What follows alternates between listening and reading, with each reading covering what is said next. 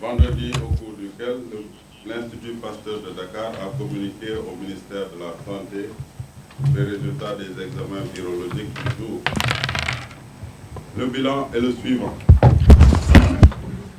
11 sujets contacts sont déclarés positifs au Covid-19. Il s'agit de l'entourage du patient sénégalais revenu d'Italie et déclaré positif le 11 mars 2020. Ils sont admis au centre de santé Darou Marnane à Touba, dédié à la prise en charge des cas positifs de coronavirus. Un premier test de contrôle réalisé sur le patient hospitalisé au service des maladies infectieuses et tropicales de Fann est revenu négatif. Il s'agit du résident français âgé de 80 ans, vivant en banlieue parisienne et déclaré positif le 2 mars 2020. Un second contrôle est prévu dans les 48 heures. L'état de santé des patients ainsi hospitalisés à Dakar et à Touba évolue favorablement. Le ministère de la Santé et de l'Action sociale renouvelle son appel au calme, à la sérénité et au respect strict des mesures recommandées. ma bamtu ko ci wolof tey àjjuma 13 mars 2020 Institut Pasteur de Dakar jox na ministère de la Santé résultat examen virologique maanaam examen yi nga xam ne def nañ ko tey bilan bi lii la joxe fukk ak benn patient contact déclaré nañ leen positif au coronavirus maanaam fukk ak benn patient am nañu coronavirus ci bésu tey bi mooy patient yi nga xam ne ñooy jegewaale patient boobu nga xam ne dafa jóge Italie muy suñu mbokk bi jóge Italie te ñu déclaré ko positif le 11 mars 2020 patient yooyu ñu ngi leen di téye centre de santé Darou Marnane nga xam ne léegi centre de santé boobu traitement cas positif u coronavirus rek lay def foofu ci Touba. ci malade yi ñu hospitalisé service maladie infectieuse bu Fann am na malade boo xam ne mu ngi am 80 ans jóge woon Paris ñëw Sénégal ñu déclaré ko positif le 2 mars kooku def nañu premier test de contrôle bi ñu def wone na ne doomu jàngoro bi nekkul ci yaramam mais niñ koy defee balaa ñuy déclarer ne malade boobu wër na il faut ñu def deuxième test bi dinañ ko def fii ak ñaari fan malade yi nga xam ne ñu ngi leen di hospitaliser di leen traiter donc service maladie infectieuse ak fële ci Touba ci centre de santé bi seen état de santé mu ngi évoluer favorablement ministère de la santé et de l'action sociale mu ngi dolli di ñaax askan wi ci ñu ànd ak dal ànd ak sérénité ba pare di déglu tegtal waa kër docteur maa ngi bàyyi docteur Bousso mu ñëwaat ci li nga xam ne mooy sujet contact yooyu mu annoncé woon démb ngeen xam ne ñoom la ñuy topp di leen prélever pour def analyse yi maa ngi docteur Bousso vous avez la parole. Merci beaucoup, Monsieur le Directeur, Mesdames et Messieurs. Juste pour clarifier par rapport à l'augmentation des cas, qui sur le plan mathématique peut paraître alarmant, mais qui à notre niveau ne l'est pas. Si vous vous rappelez, hier, je disais qu'autour du contact de notre compatriote qui est venu d'Italie, il y avait 71 personnes, en tout cas 71 contacts à haut risque. Ce qui veut dire que ces 71 contacts ont la possibilité toutes de développer la maladie. Donc aujourd'hui, tous les nouveaux cas qui ont été confirmés, c'est des personnes qui étaient en contact avec notre compatriote qui venait d'Italie. C'est dire que tant que nous sommes dans les personnes contacts, pour nous, la situation est encore sous contrôle. Parce que c'est ça qui est extrêmement important. Aujourd'hui, quand on parle de personnes contacts à haut risque, cela veut dire que c'est des personnes qui peuvent développer la maladie. Donc aujourd'hui, ces 71 personnes peuvent développer la maladie. Donc ça, c'est très important à connaître. Donc dans les suites, il est très probable, il est fort possible également que nous ayons de nouveaux cas positifs. Maintenant, ce qui est important pour nous, que tous les cas, même si nous avons de nouveaux cas, que ces cas restent dans les contacts que nous avons individualisés.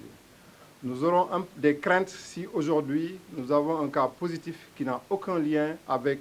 le patient qui vient d'Italie. Donc à ce jour, ce patient, 16 personnes ont été contaminées par ce patient et c'est essentiellement tous des contacts que nous sommes en train de suivre. Et c'est pourquoi il est très important que ces personnes soient isolées et mises en quarantaine, et c'est une chose qui est faite. Maintenant, on peut se poser la question sur la capacité de prise en charge. Et je dois vous dire aujourd'hui que 10 personnes testées positives sont actuellement sous traitement à Touba. Donc nous avons pris l'option de faire le traitement à Touba même, et donc le centre de santé de Darou Marnane a été complètement isolé et est maintenant réservé à la prise en charge des patients qui sont testés positifs. Et au niveau du centre de traitement de l'hôpital de Fann, nous avons 9 patients. Donc comme vous voyez, il y a plus de patients qui sont traités à Touba qu'à Dakar. Donc c'est pour rassurer sur la capacité en dehors de la région de Dakar de pouvoir prendre en charge des patients testés positifs. Donc l'ensemble des équipements, les personnels ont été envoyés sur place pour renforcer les capacités de la région, et ça sur instruction de monsieur le ministre de la Santé. may wax ni ci leeral rek ci wàllu ñi bees ñi nga xam ne déclaré nañ leen positif ñu bees bu ñu xoolee ci chiffres yi dina bari mais ñun loolu jaaxaluñu démb rek maa ngi doon wax ni am nañu juróom-ñaar fukk ak benn nit yoo xam ne dañu nekkoon ak ki nga xam ne dafa feebar suñu mbokk bi jóge woon Italie loolu lu muy firnde mooy ñooñu ñëpp mun nañu am feebar bi léegi ñëpp ñi nga xam ne ñu bees lañu dañu leen testé positif te ñu ngi ci maintenant ci fukk ak juróom benn nit yoo xam ne yi ñu mujjee testé yëpp dañu takk ki nga xam ne moom mooy suñu mbokk bi jógoon Italie te pour ñun tant que loolu mi ngi continuer du ñu poser problème parce que luy poser problème rek mooy ñu am koo xam ne dañ ko diagnostiqué positif te bokkul woon ci ñi nga xam ne xooloon nañ leen te am nañu relation ak malade bi nga xam ne moom mooy suñu mbokk bi jóge Italie donc loolu dafa am solo ba tax na aussi du ñu jaaxal te loolu aussi bu mu leen jaaxal que ñu am ay test yu bees yoo xam ne dina positif parce que si juróom-ñaar fukk ak benn yooyu mën na am ñoo xam ne dinañ feebar maintenant li am solo mooy est-ce que ñun am nañu capacité pour faj leen loolu am nañ ko di leeral ni tey fukki nit yi nga xam ne am nañu jàngoro bi ñu ngi leen di fajee ci Touba donc pour wan leen rek ni capacité wu prise en charge bi am nañ ko ci région yi donc ministre de la santé joxe na ndigal ba ñu yebal fa ay docteurs yu fa dem et am nañ aussi appui ci yeneen ministères yi comme ministère des forces armées ba nga xam ne nit yi fa nekk mën nañ leen faj foofu ñu nekk donc fi mu nekk nii am nañ fukki nit yoo xam ne ñu ngi leen di faj ci hôpital bu Touba bi centre de santé Darou Marnane bi am nañ juróom-ñeent yoo xam ne ñu ngi leen di faj fii ci hôpital Fann ci capacité yi ñu am aussi am nañu yeneen structure yu ñu identifié ba amuñu vraiment lu ñu jaaxal fekkee même bu fekkoon ñëpp feebar nañu dina am fu ñu leen mën a faj loolu laa bëggoon leeral wasalaam.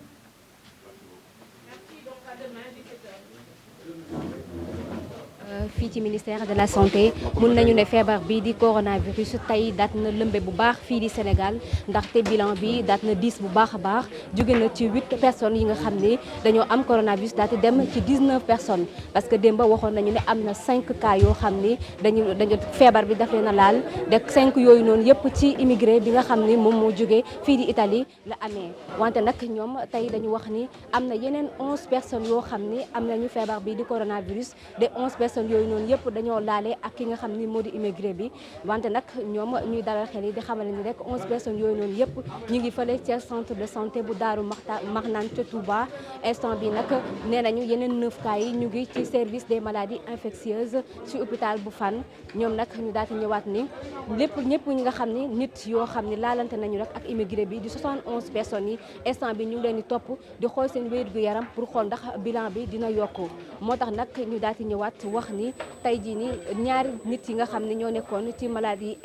service des maladies infectieuses nga xam ne nag ñoom amoon nañu feebar bi di coronavirus xool nañ leen xool seen état de santé mais dañoo gis ni kenn ki nga xam ni moo di français bu am 80 ans moom instant bi nii mun nañ ni wérgu yaramam tane na bu baax a baax de xam naa ni dina génn ci fan yii ñoom tamit suñu ñëwaat ngir rek daal di wax ni tey jii nii ñoom dinañ taxaw temm parce que nit yi ñu ngi doon wax ni est-ce que tey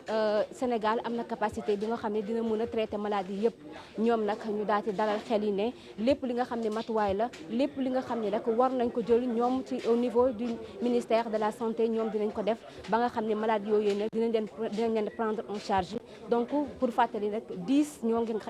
ngi nekk Touba ci centre de santé Daaru Maxnaan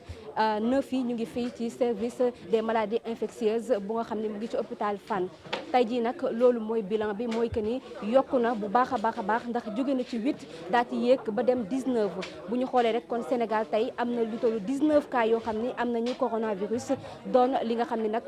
diis na torop wante nag ñuy dara xel yi di wax ni sénégalais yi nañu gën a set gën a ànd ak dal gën a daal di topp li nga xam ne moo di mesure préventive yu nga xam ne rek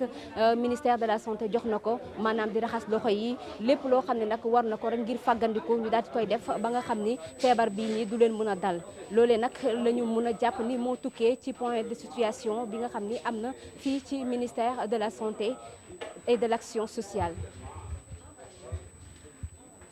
jëf soxna Fatimata Touré mbokk yi ñu ne di nuyu rafetlu ànd bi ak télévision Futur Média ñu dalal leen jàmm kon ci seen édition spéciale nin ko fan def nag daanaka bi mbir yi tàmbalee fii ci Sénégal ba léegi ëpp na fukki fan ak ñaar muy rek tolluwaayu jàngoro ji naan coronavirus bi nga xamante ni kon lëmbee na àdduna bi tey nag point bi li ci bees mooy kon kaay yokk na fii ci Sénégal ki nga xamante ni kon ab moodu la jóge woon Italie juróom-benni fan ci weeru mars bi kon wàllaat na lu toll ci fukki nit ak benn buñ sukkandikoo ci porte-parole bu ministère de la santé et de l'action sociale nekk it directeur de cabinet ba di docteur Aloyse Waly Diouf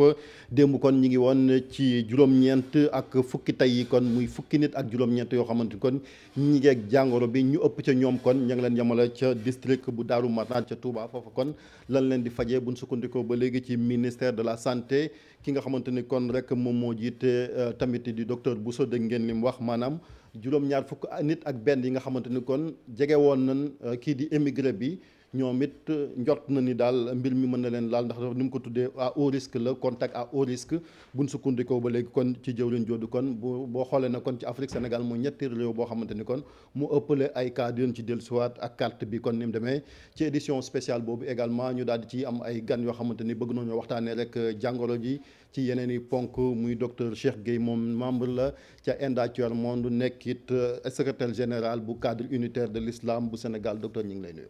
maa ngi lay fay bu baax Chérif di nuyu monsieur le ministre di nuyu ñi nga xamee ni ñëpp ñoo ñuy seetaan di rafetlu bu baax invitation bi.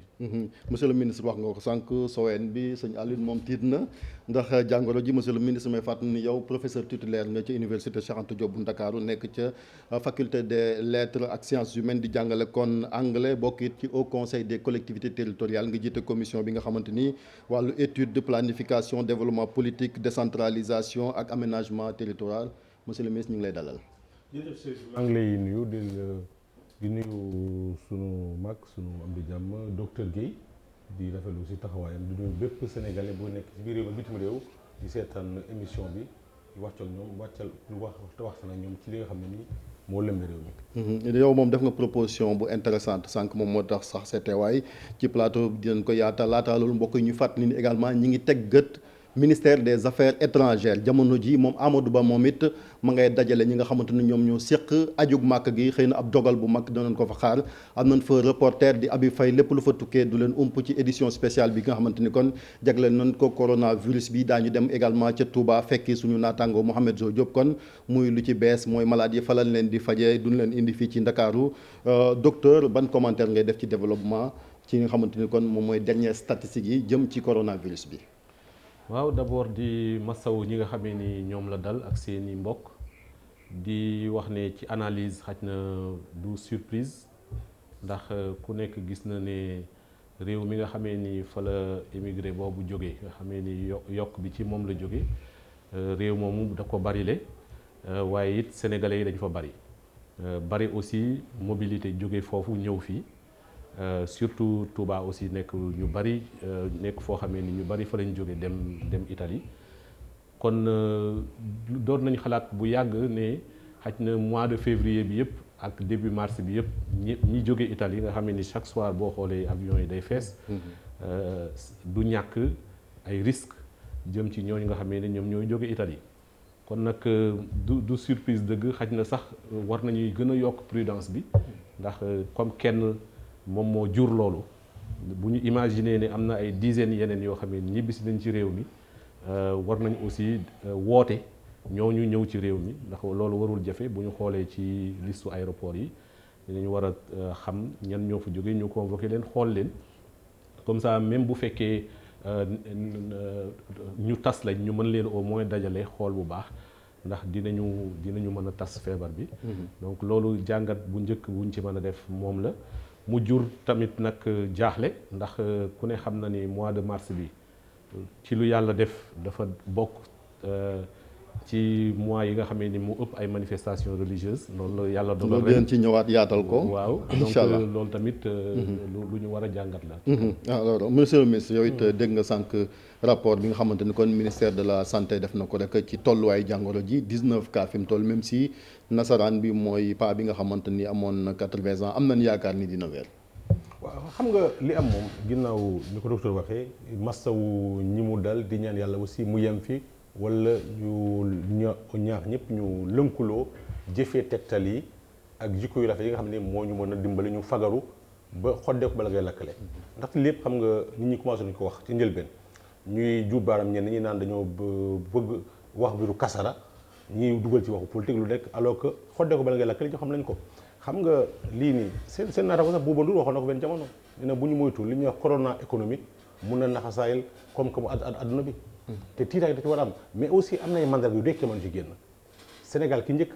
njëkk a dal mu feeñ teguñ ci ay fan mu wér peleng dañ ne mag ñi gën a néew doole ci loolu ci wàllu xam-xamu docteur juróom-ñett fukki at ki ko ci am ñu doon xaar xëy na moom du ci mucc am nañu yaakaar mu mucc ci fañ ko foogewuloon parce que nag ñëpp xamoon ne Italie fees na fa teg mu ngay gën a si France Chine bëri woon na fa jamono ku nekk di xëccoo di xiiru naan ne suñ xale ya nekk Italie ya nekk Chine nañ leen indi xam nga aussi waxu politique. ñàkk a xam la woon non waxu politique sax bu loolu na ci Italie aussi am nañu fooy toll bu da ngay fonk sa réew bëgg sa réew man sama rakk mu bokkal ndey ak baay ma ngi Italie mais xalaatul ñëw sama soxna ak sama doom ña nga France xalaatuñ ñëw xalaatuma dem parce que am na fooy toll il faut nga jéem a fàtte sa bopp jiite sa réew ak sa intérêt réew kooku ba muy ñëw xam na fa mu jógee la fa ne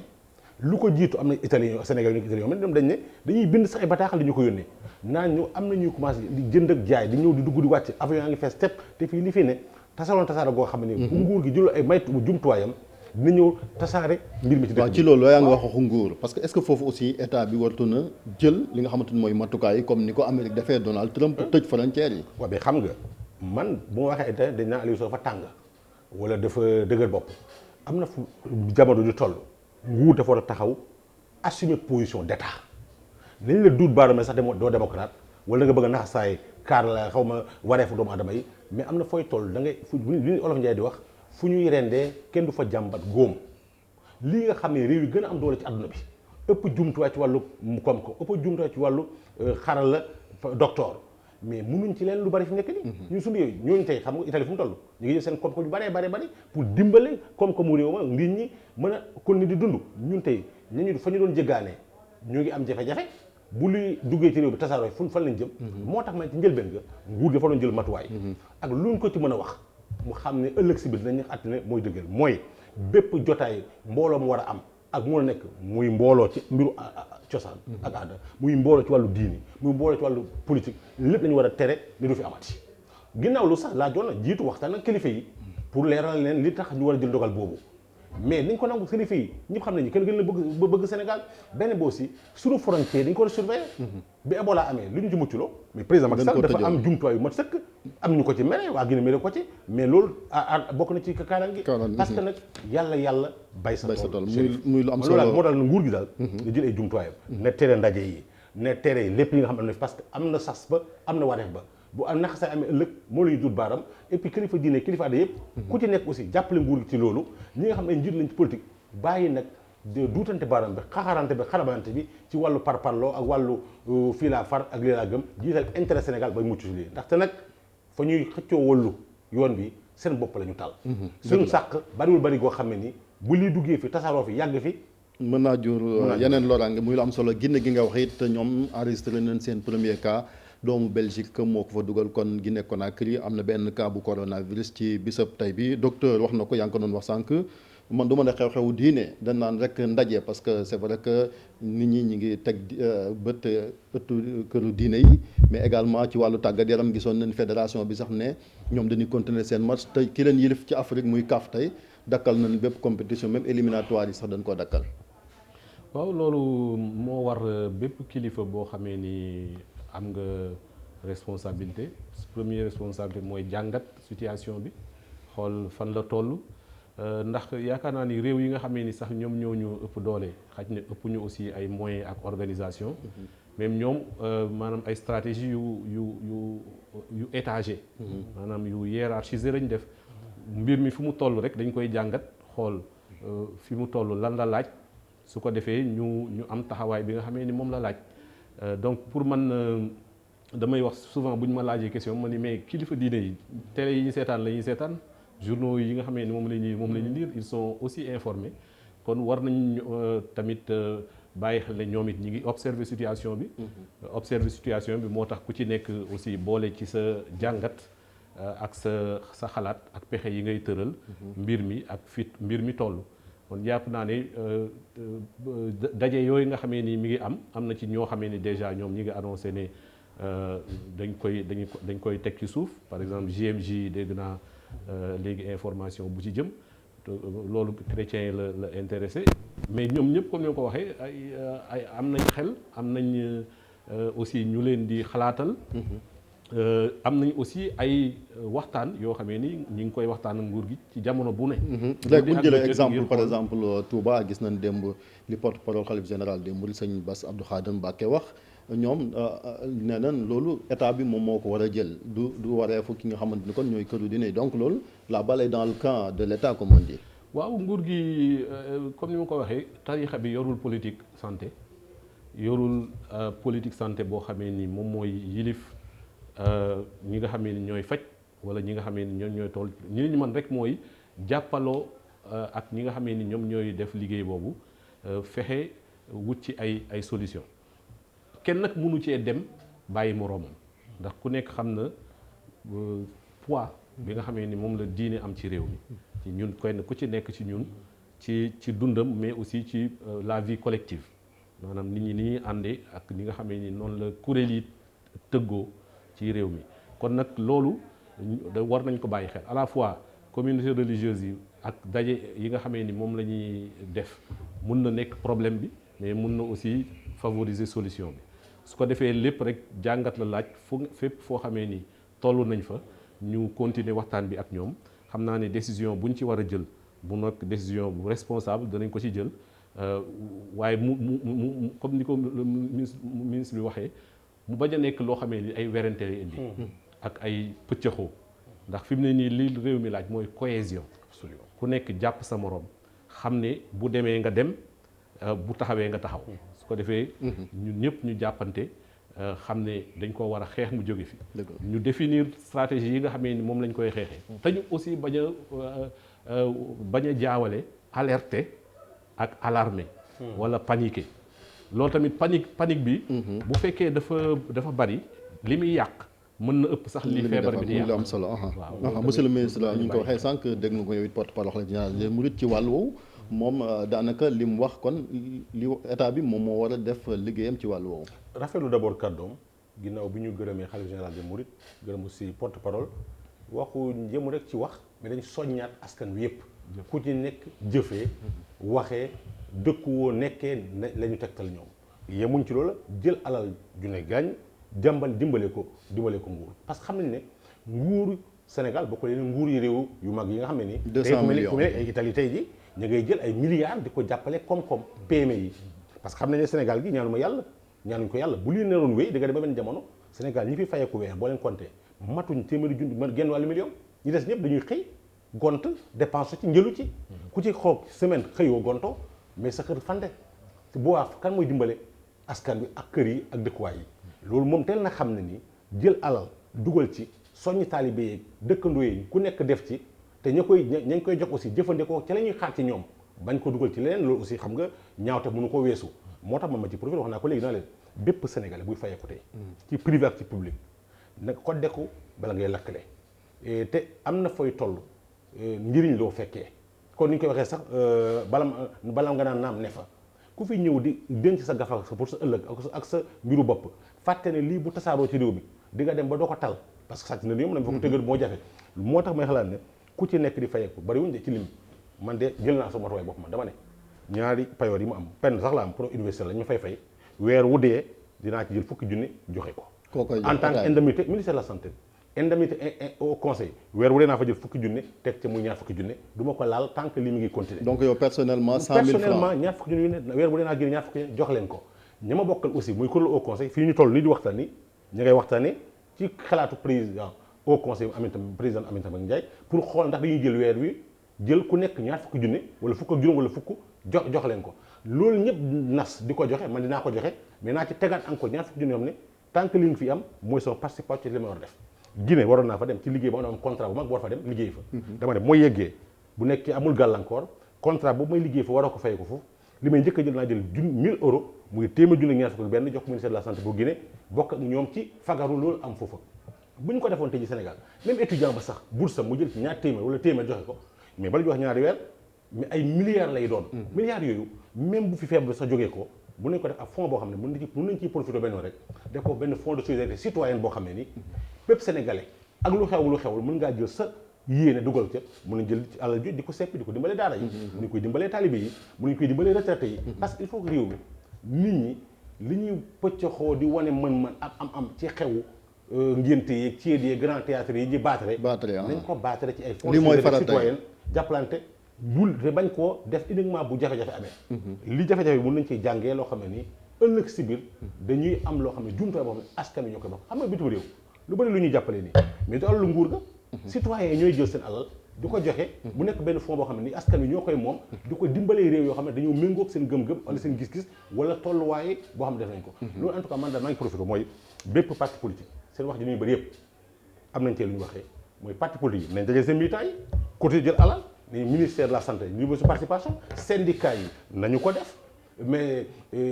kuréel yi am ci réew mi nañu ko def kuy fayeeku na nga ko def parce que te njiit yi jiitu ci maanaam comme ni ko xalif général bi defee man la gouvernement tey en tout cas man gëm naa ne président Macky Sall ma xam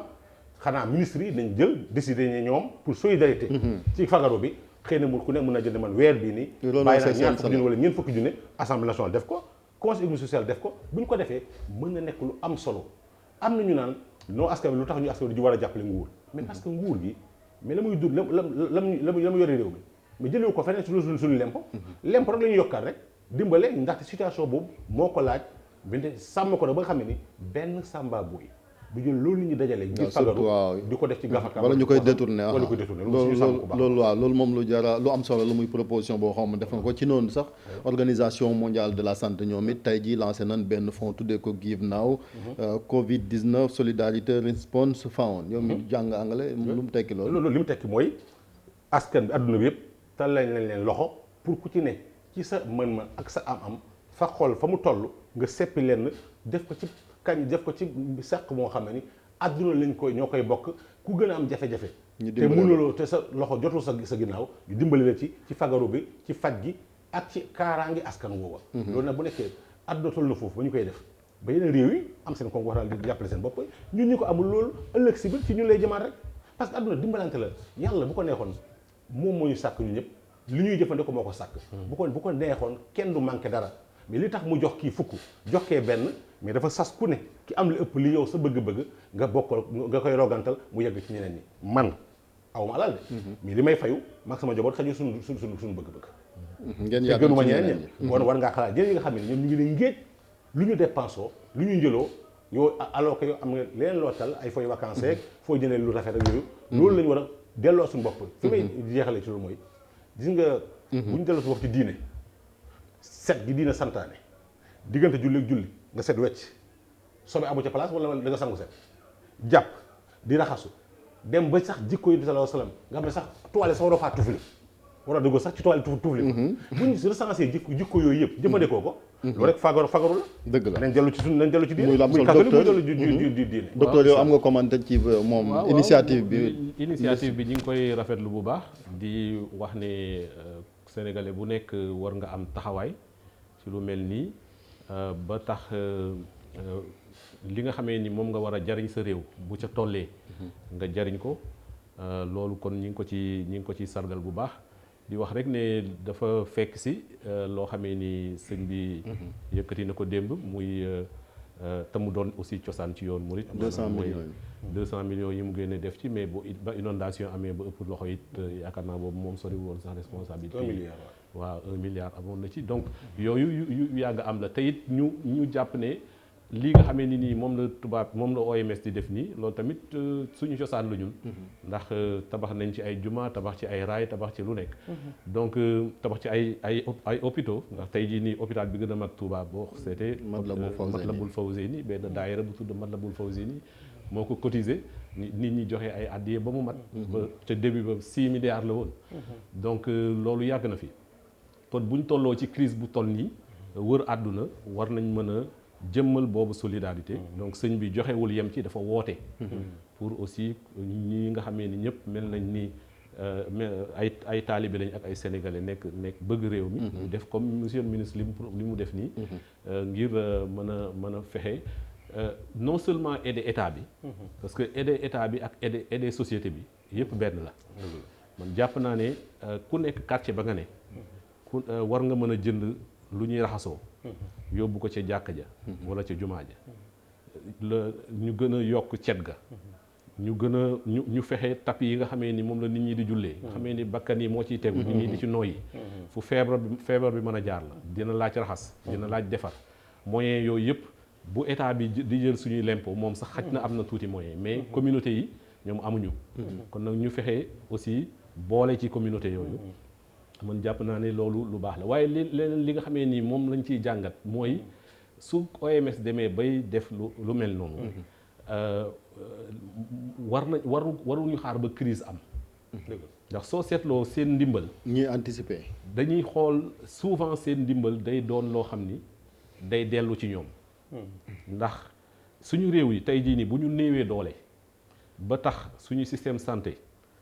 maa ngi rafetlu bu baax le fait que ñu ubbiwaat beneen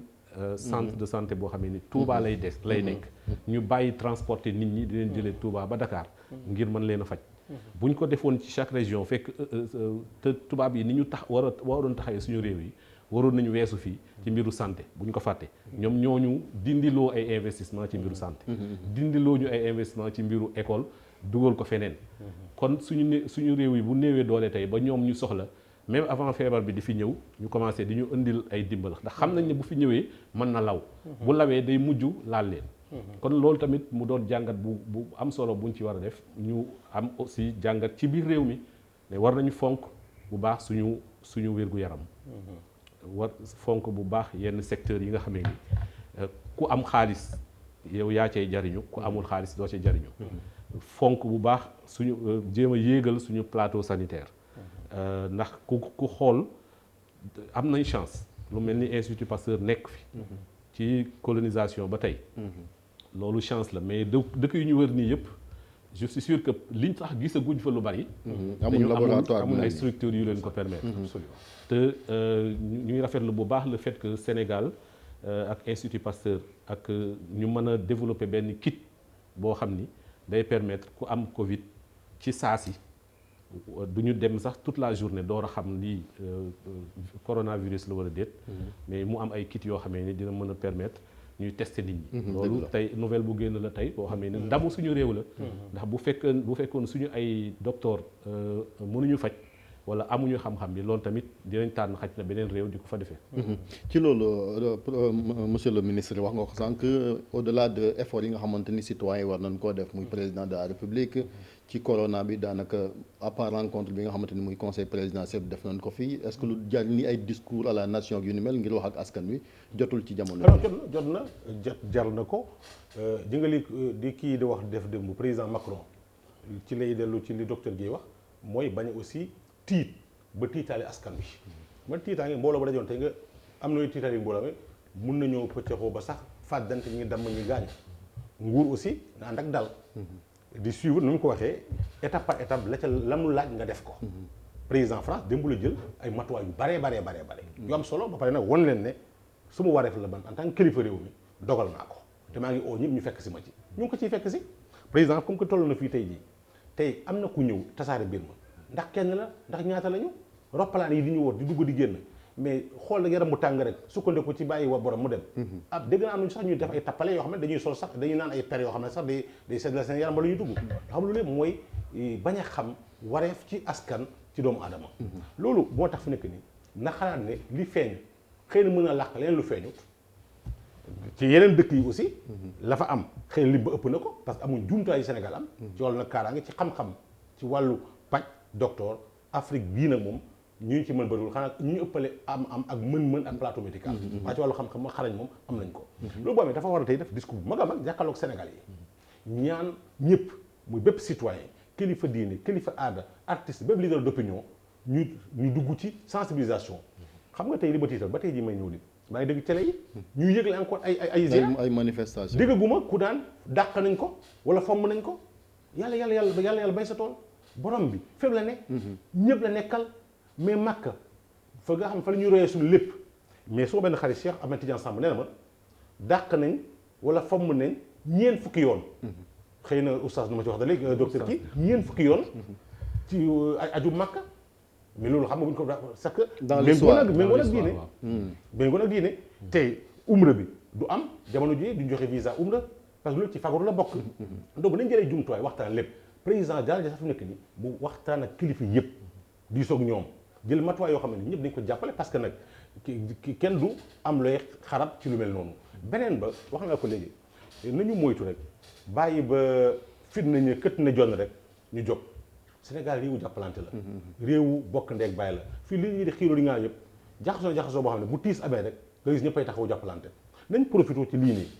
li ñaan na yàlla ñu jógee fi te gëm naa dina fi jóge incha allah léegi ñu profité taxawal ab fonds de solidarité citoyenne boo xam ne sénégalais yi seen am ñooy ñëw indi ku ci nekk sa tolluwaay ak sa mën-mën ñu koy wane chaque jour nit ñi lañ def alal jooju aussi ñu ay sénégalais jël société civile bi jël ONG yi dénk leen ko ñoo xam ne faruñ fenn ñu jub ak ay kilifa yoo xam ne dañ leen ràññee ñu doog ba nga xam ne dañuy toog naan chaque région hôpital bu mag a mag a mag fonds citoyen boobu moo ko tabax moo ko def di nga levée de fonds bi yoonu murid di wane Sénégal dañ ci mën a jàngee lu bëree bëri di ko jëfandikoo di ko defee am na ay exemple yu leer ne donc traité wuñu bu ñu àndee ci farata ak fulla ak bëgg suñu réew loolu war na mën a tax sax ba ëllëg si biir même mag ñi fi doon liggéey ba dem retraite te seen pension bëriwul mais ñu leen ci tibbal loo xam ne nii mën na mottali yombal leen seen dund war nañu mën a dem ba école man mi di wax yow jàng na ba fi ma yegg si waxoon naa ko ci dialogue ba daawati jéeg nga leen jàng na ba fi ma yegg si su may wéy ju mosuñu fay dërëm sama jàng nguur gi ko doon fay askan ko doon fay est-ce que waruñu am fond boo xamante ne man li may jëriñoo ci Sénégal jox ma ko mën naa di ci tibb weer wu ne loo xam ne pour jàppale ñeneen ñi nga xam ne ni amuñ loolu te tey la jafe-jafe gën a tar ñu war a def ba tey jii ñu ne ñi jàngee ci école Sénégal yi war nañu mën a tabax université bu bees boo xam ne lii du université budget état du université ku ñu jàppale Sénégalais yi jàngee ci école Sénégal yi ñoo cotiser ci ab fonds ba tabax université boo xam ne université du alumni lay nekk am na réew yoo xam ne sax bu doon def téléthon yu mag il faut loolu moo gën fu ñu dajee daal ñu la mooy baatare wane maanaa ñu woy la tàgg la fële soppi sa jaar-jaaru démb pour lu la neex ngay joxe lu alal joo xam ne nii mais ñi la wër sax dëkkandoo say dëkkandoo sax xëy na reeru wala ñu ngi fa beneen bi may jeexale mooy ku ci nekk aussi da nga nekk citoyen boo xam ne da ngay nekk vigie barki dem ba dem naa ci benn centre commercial lu ma ko tudd nit ñi di dugg di génn non c'est samedi bi di dugg di génn di jënd dama ñëw seetlu mooy duggee gisuma benn liquide boo ñuy raxasoo ñee jaa gisuma ko maa wàcc ba ci suuf ne ana borom centre bi ab tubaab la moo wax ko mu ñëw mu ngi togg jabaram ma ne ko sëñ bi ana la ñuy raxasoo fii mu ne ma damaa dem pharmacie mu jeex ma ne ko jeexul bu ma ñëwut di am ay millions par bés. te doo ko ñi jënd ji du gaal. ma ne ko suba naa fi ñëwaat bu fi nekk suba naa dem gendarmerie wala police ñu ñëw fi tëj centre bi dama ko xupp wax ko lu leer naa ne. ba ma ñëwaatee ci ëllëg sa fekk naa ci buntu ba ku ñëw ñu jox la. loolu raxas say yoxo ku ci nekk na nga def loolu sàmm ko te aussi Sénégal dañ tàmbal nu yowante boo nuyul li mu da ko xeeb mais nag gën na nit mere la ci fagaru que ñëw bëgg lu ko neex ci loo xam ne di nga sànkale ko sànkale say ñoñ te defuñu waxuñu te dëgg la docteur ci loolu sax laa bëgg wax mooy comportement yi parce que quand même gis na ay habitude yoo xamante ni dafa mel ni mënut a dañ Sénégal yi tey rek am na ku ma jox benn exemple ci jumaa ja imam bi ne nañuy wàññi nuyu loxo yi mais kii waa ji dafa sëlmal rek jox loxo xam nga donc mooy li monsieur le ministre wax dafa jaar aussi sensibilisation ci wàllu surtout ci aspect basique yooyu nga xamee ni yomb na lijjanti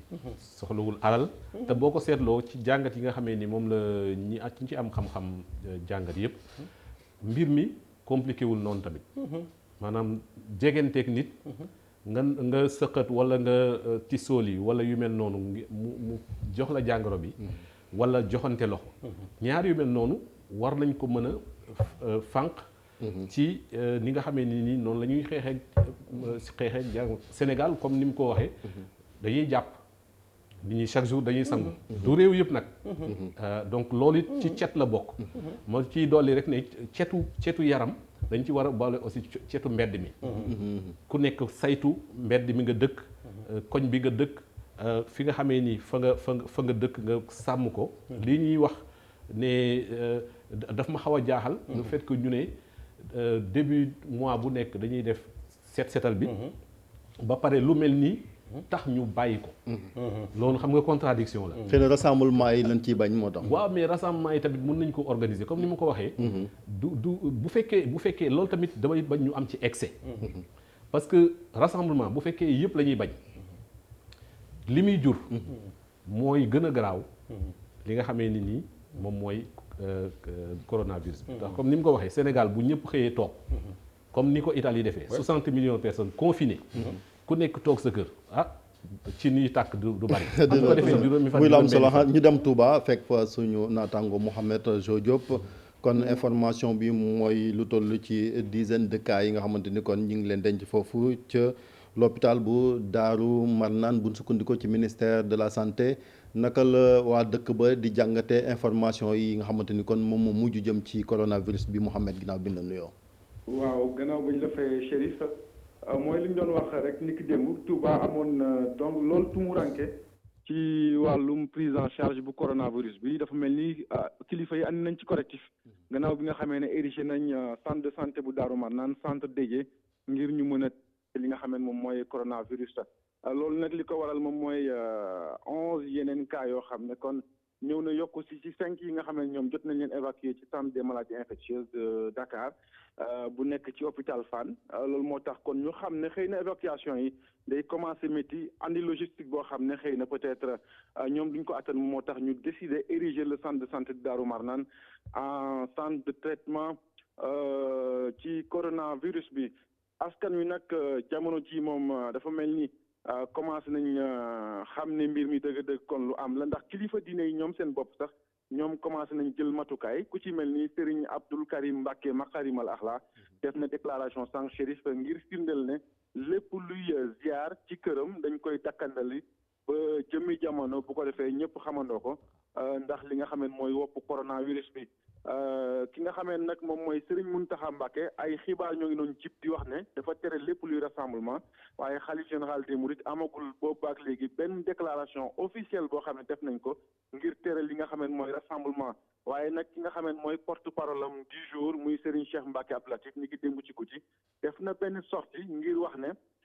comme ni mu ko faraloon di defee saa yu événement bu mag weesee muy màggal Porokhane wala muy grand màggal sàkku na ci daayira yi ñu may ko mu mën a noppalu dem ci village de retraite am ngir noppalu waaye ça n'a aucun rapport avec coronavirus bi waaye daal lii am ba des moom mooy Chérif bi ci doon bu Touba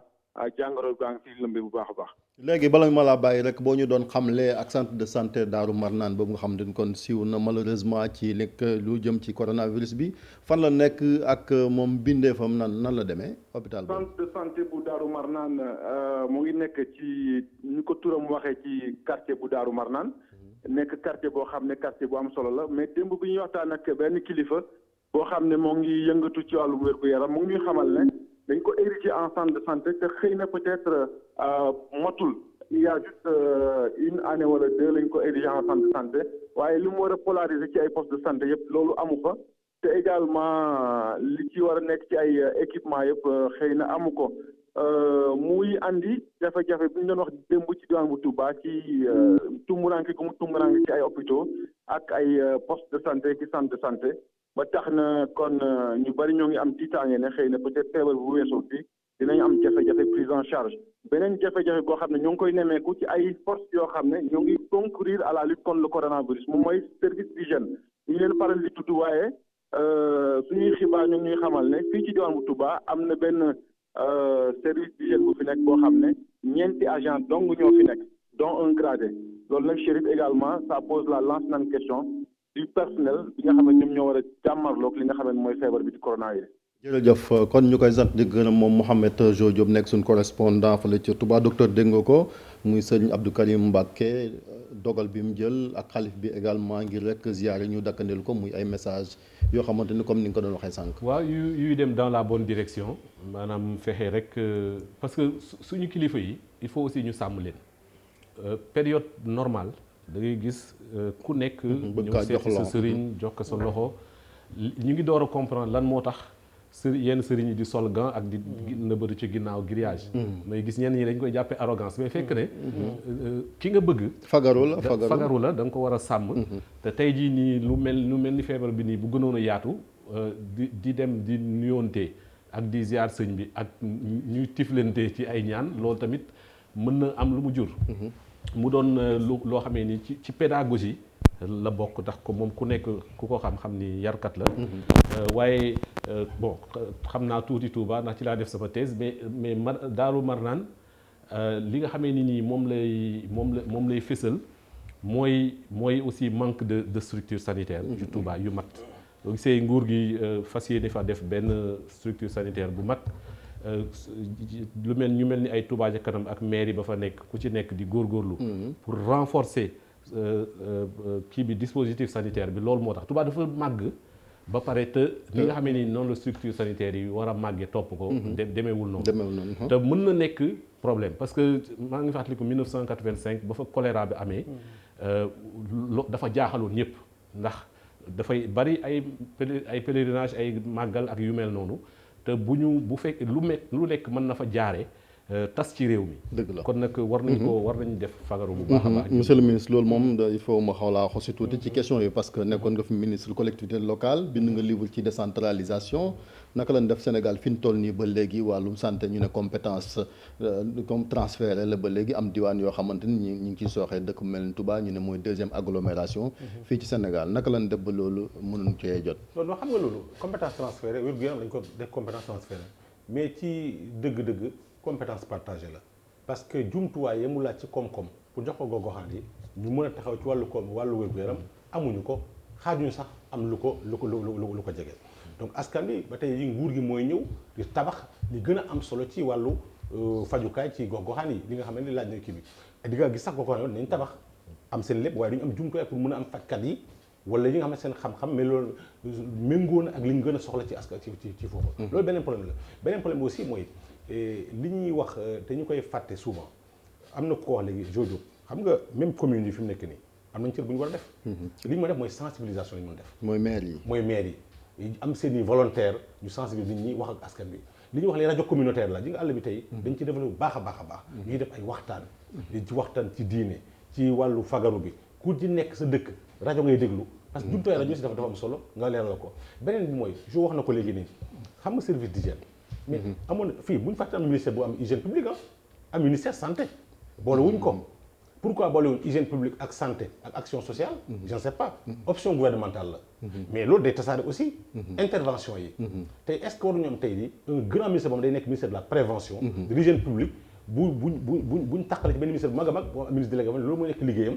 boole ci encore créer service d'hygiène bu mag a mag boo xam ne ni ñuy recruter ci armée massivement dañuy recruter ay milliers ay xale yu jàng am seen bac ñu formé ñu nekk ay agent de l'hygiène publique ñëw nekk ay agent de prévention armée bi tey jii nii yegguñ fa xëy na mais war nañoo xalaat déjà commencé anticiper ci naka la ñuy mobiliser militaires yi waa bataillon santé moom génie civil ak école militaire de santé et comité de santé te mu 4 avril bi sax ci loolu la ci wàllu appui ak bataillon santé mais tasaale ci réew mi war nga foo xam ne tey centre commercial boo dem tey war nga am ab ku sol tenue taxaw di contrôler kuy dugg ndax raxasu nga kuy génn ndax raxasu nga parce que xam nga tenue dafa am solo ci gis-gisu Sénégal am nañ ci ay junne yoo xam ne mu ne mobiliser dugal leen ci loolu dugal tasaale leen fu nekk même ASP nii war nañ mën a am un corps spécialisé service civique national waroon na moo am tey des volontaires d'appui à la santé loolu ministère de la jeunesse waaw ñoom nañ ci bàyyi profité ci lii nii jàngaat suñu politique de façon globale ci wàllu kaaraange ku amul doole da ngay xoddeeku bala ngay lakkale parce que bu ne këtt ne jonn sa jumtuwaay ak say réaction du mën a saafara lu bari yéen ñaa ñëpp ay universitaire ngeen muy ay barab yoo xamante ne aussi dafay daje ci ay étudiants ak ay jàngalekat bari na léegi université yi moom dañ leen di tëj wala non pour fi ñu toll nii xam nga ren université ren moom defe naa mbooloo ba fa am ci histoire du Sénégal mosu ko am man en fi ma doon dugg fekk fa ay ñeenti téeméer wala juróomi téeméer tey da koy weesu micro lay dafay cours micro dañuy fees tep xale yi dañuy tàncaloo toog ba nekk ci couloir yi ak ci escalier yi loolu ñaanuñ ci yàlla bés bu ci jàngoro bi tàbbee foofu mais dafay tasaare boo xam ne kenn xamul naka lan war a def balaa mu fay tàbbi kenn ñaanu ko yàlla non xam nga fi nekk nii li am mooy xale yi man de du ma docteur sama premier cours ba li amee yéen naa lu mat presque ñaar fukki minutes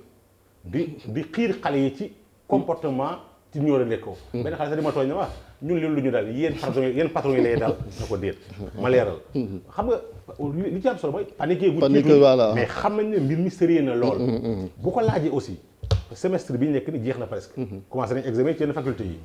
bu examen yi bu semestre bi jeexee ñi nga ñaari semaine ci kanam bu ñu neexee mën nañoo suspendre cours yi ab diir te du yàq dara ci admi parce que admi bëreegul ay grève yu yàq njàng mi te mën nañoo yeggal suñu atum ci jàmm ak salaam bu ñu xeexandoo ñun ñëpp même étudiants yi sax war nañu mën a nekk ay ñuy sensibiliser parce que seen njàng-njàng seen xam-xam ak seen ràññee waa fac médecine ñaata junne étudiants ñoo fa nekk entre Ndakaaru Thiès ak feneen nañ jël xale yi defal leen rapidement formation ci dispositif bi dugal leen bokk dispositif bi sensibiliser li am solo ci li ministre bi wax yëpp mooy wax dëgg war nañu noter ay proposition yu am solo génn na ci pañe bi li ma ci bëgg a doole rek mooy fi mu toll nii yeggaguñu xaj na ci situation boo xamee ni c'est voilà toll na yenn tolluwaay yi waaye buñ ca tolloo li mu wax ni yëpp ay solution yu pertinente ma bëgg ci dolli ne école yi nga xale yi nga xamee ni ñoom ñooy dem di ñëw di jële feneen ci mbedd mi di indi ci kër yi daara yeeg taalibe yi ci mbedd meeg 4 avril nañ ci wax war na dina nekk souvent moment boo xamee ni day indi dajaloo loolu yëpp ñu commencé xalaat ci naka dañuy def ba bu fekkee dafa laaj annulation ñu annulé ko bu laajee école yi ñu tëj ko mu anticiper semaine nationale de la jeunesse bi ñu doon wax wala feetu yi nga xamee ni moo ci topp pak la yaakaar na yooyu yëpp ñu anticiper ko su ko defee tas bi nga xamee ni moom la feebar bi waroon tas wala sax li ñu gis ci yenn dëkk yi nga xam ni dañuy bàyyi ba feebar bi tas ñu door a jël mesure yooyu ñu fexe ñun d'ores et déjà ñu jël ko feebar bi taxaw fa mu taxaw ñu faj ko waaye dafa am loo xamee ni moo ñuy menacé mooy ñu dem ba faj li fi ne yeneen ñi waat moo tax li mu wax sànq ne surveillance frontières yi doyul man dama mos a jàpp ne fa lay jaar ndax diggante bi ñuy wax feebar bi ba bañ fiy gis benn cas bu jóge France diggante boobu ñi jóge ci yeneen réew yoo xamee ni muy Dubaï nga xamee ni Chine la ñuy jóge jaar fa jënd marchandise wala leneen bari na donc loolu xam naa ni yombul waaye it ci domaine yooyu la ñu war a gën a la ñu war a changer paradigme xaj na jiitu sax lenn loo xamee ni yéen xaj na ñun amuñu doole Amérique pour ne bu fi kenn ñëw Maroc moom def na ko nee na dara dootul jógeti France di fa dugg laata mbir yi mais ñun mënuñu lu mel noonu boole réew Europe yëpp ak yeneen réew yëpp ne bu kenn dugg suñu réew bu boobaa it ay sooxe dina am ci koom-koom bi waaye koom-koom bi it buñ leen fàtte ñi yore koom-koom nguur gi am na fu mu jële xaalis tamit day wax léegi ministères yi yenn ministères yi nga xam ne mbiru cet la ñuy toppatoo. seen budget war nañ ko mën a jël. ñu retardé tuuti seen ay programme yu ñu waroon def 2020. xoolaat budget bi tuuti xoolaat budget bi daal di génne ay xaalis 30 milliards 40 milliards déjà. ci benn semaine nguur gi war na ko mën a génne taxawee. malheureusement waxtu yi moo jot bëggoon nañ ko yaatal ñu leen di sant di leen gërëm mbokk yi ñuy fàttali ni kon ñi ngi doon dalal ci plateau bi professeur Aliou Sow moom professeur titulaire des universités la nekk ci faculté des lettres et sciences humaines wante également di jiite rek commission fële nga xamante ne kon moom mooy ci au conseil des collectivités territoriales décision bi mu jël mooy weer wu dee dina jël ci payooram 20 junni jox ko ministère de la santé ngir dimbali leen ci li nga xamante ni kon moom mooy xeex bi jëm rek ci coronavirus bi mu fekk rek li nga xamante ni kon xalif général des mourides wax na ko moom Serigne Mountakha Mbacké jël lu toll ci 200 millions dimbale ko état bu Sénégal sàkku ci taalibe yi nag ku nekk lu waay am rek nga dimbale ko kon kilifa yi su ko defee jàngoro ji ñu jàppee ab noonu comme ni ko parce que rek dafa bon ci économie bon ci lépp loo xamante ni développement la buñ ci waxul mën naa jur yeneen yoo xamante ni kon maa rek day imsi lay doon muy loo xamante ni kon initiative bu rafet la di sàkku nee na moom ci politiciens yi it ñu def lu ñu mel jiital ci kon président de la république ak gouvernement am docteur Cheikh Gueye également ñu ngi lay sant di la gërëm yow nga nekk ca ENDA Tiers Monde nekkit borom xam-xam ci wàllu gëstu nekkit cadre unitaire islam yéen am na benn communiqué boo xamante ni génne ngeen ko ci jëm rek ci li nga xamante ni kon moom mooy xeex jàngoro yi nga xamante ni tey jii ñuy wax ak yéen fukki nit ak juróom-ñeent am nañ ko ci Sénégal fukki ak benn kon ñu ngi leen di faj ca Touba. ka jóge woon Italie moom moo leen wàllu buñ sukkandiku kon ci ministère de la santé di fàttali ni jamono ji ministre des affaires étrangères moom it mu ngay dajeek ñëpp ñoo xamante ni kon ñoom ñoo nekk ci ajug màkka gi ñu xool kon dogal bi nga xamante ni dañ ko cee jël daañu ci ànd ak Abi Faye ci xibaar yi ci kanam lay doon ci wolof ak ci français ñi leen sant di leen gërëm kon di leen jox ndaje ak yeneen ni jataay fii ci télévision Futurs Médias rawatina waa jàkkaarloo xam ngeen tey la ajuma ñoom it daañu ñëwaat ci thème yu ni mel su ko defee dara du leen ump rek ci jàngoro ji nga xamante ni ñi ngi yaan yàlla mu jóge fii